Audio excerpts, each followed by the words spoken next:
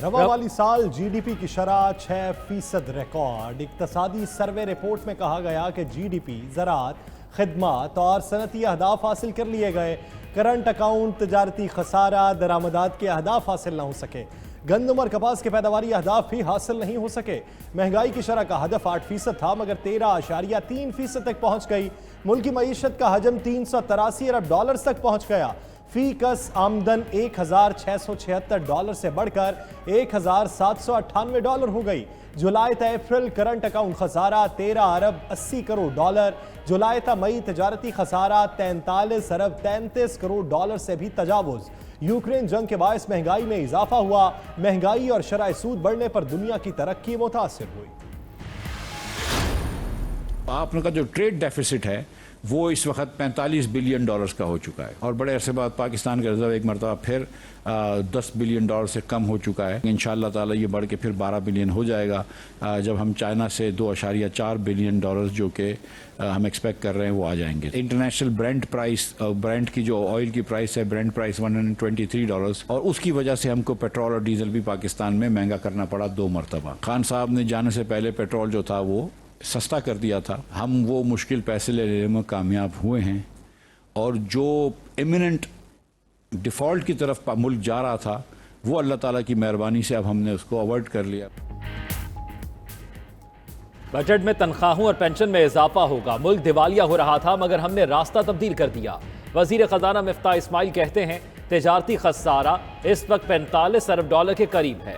आलमी सतह पर तेल महंगा होने से पेट्रोल महंगा करना पड़ा। इमरान खान को मालूम था वो जा रहे हैं इसलिए पेट्रोल सस्ता कर दिया। इमरान खान ने रियासत के लिए बारूदी सुरंगें बिछाई। कोरोना के दौरान तवील मुद्दती मुआहदे होते तो मुल्क को फायदा होता। गरीब को मराद देंगे तो मकामी पैदावार बढ़ेगी। बिजली के प्लांट चलाने के लिए महंगे सौदे करना पड़ रहे हैं। 2018 में 1500 अरब रुपए कर्ज अदा कर रहे थे। रवां साल कर्जों पर 3100 अरब रुपए देंगे। अगले हफ्ते चीन से $2.5 अरब की रकम आनी। इमरान खान लोगों को धोखा देकर गए। इन लोगों ने 4 साल में सब कुछ बर्बाद कर दिया। वफाकी वजीर एहसन इकबाल का कहना है बांग्लादेश और भारत हमें इस वक्त ओवरटेक कर चुकी। रवा माली साल तरक्याती शुबा सबसे ज्यादा मुतासर हुआ। हमने दिफाई बजट कम करके तरक्याती बजट नहीं बढ़ाया। सीपैक को निशाना बनाया गया। गवादर बंदरगाह को 4 साल तक बंद रखा गया। शहबाज शरीफ ने मिसाक मईशत की बात की थी।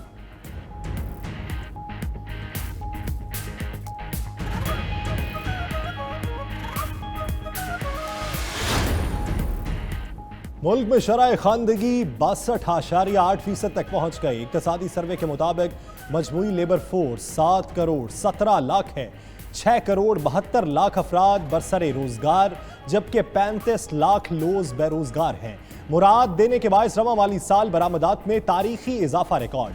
मार्च 2022 तक सरकारी कर्जा 44,366 अरब रुपए था। हुकूमत ने जुलाई से मार्च के दौरान 1.1 खरब रुपए के स्कूप बॉन्ड्स जारी किए। एक साल के दौरान मुल्क में गधों की पैदाइश में 1 लाख का इजाफा। वफाकी बजट कल पेश होगा। हजम 9,500 अरब होने का इम्कान। 7,255 अरब टैक्स जमा करने का हदफ मुकर्रर। तनख्वाहों और पेंशन में 10% इजाफा मुतवक्के। कर्ज और सूद की अदायगियों के लिए 3,523 अरब रुपए रखे जा सकते हैं। दिफाई बजट के लिए 1,586 अरब रुपए मुख्तस करने की तजवीज़। बड़ी आमदन वालों पर सुपर टैक्स और छोटे परचून फरोशों पर फिक्स टैक्स लगने का इम्कान। तंबाकू और सॉफ्ट ड्रिंक्स पर टैक्स बढ़ाने की तजवीज़। IMF के प्रेशर के बावजूद 578 अरब रुपए सब्सिडी रखी जाएगी।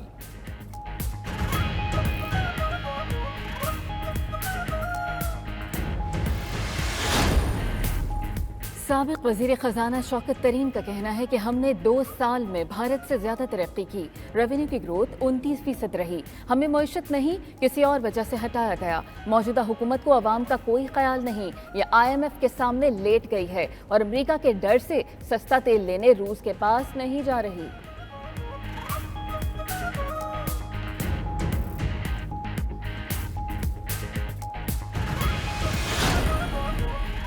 पिछली हुकूमत महंगाई को तरक्की बताती रही। जो बारूदी सुरंगें आप बिछाकर गए एक एक करके अवाम को बताएंगे। मरीम नवाज की साबिक हुकूमत पर तनकीद। हम साबिक हुकूमत की तरह रो नहीं रहे, अवाम के मसाइल हल कर रहे हैं। इनकलाब ने पहले राहदारी जमानत ली, अब सुप्रीम कोर्ट की तरफ देख रहा है। हम किसी जत्थे के दबाव में नहीं आएंगे। इदारों को सियासत में घसीटना अच्छी बात नहीं। कोशिश है मुद्दत पूरी करें और इलेक्शन में जाएं।